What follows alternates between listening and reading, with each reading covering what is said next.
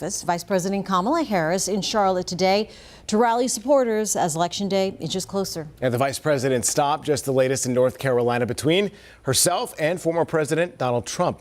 You might have noticed, of course, we've been getting a lot of attention from both of them. But why? WCNC Charlotte's Megan Bragg verifies.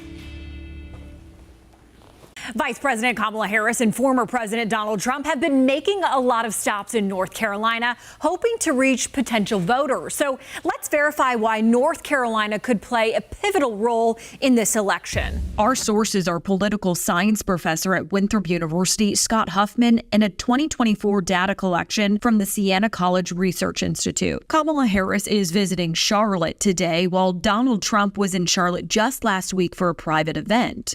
Political science professor Scott Huffman says get used to it. North Carolina is absolutely going to be a critical state for the 2024 presidential election. Huffman says as of right now, this race is really close and both candidates need North Carolina. It is absolutely not certain that the Democrats are going to get all of the states that they won in 2020. He says the Tar Heel state, which used to lean a little more red, is now more purple. The in-migration into North Carolina has been to the city centers, the larger cities. They've been younger folks. They've been coming for jobs. They tend to lean a little more Democratic. So the demographic change that we have seen in North Carolina over the past 4 years puts it a little more in play this time and very critical to both candidates' plans for success. In fact, a recent Siena College Research Institute poll shows Harris and Trump are neck and neck. And because the numbers are so close, Huffman says we can't rely solely on them. Doesn't tell you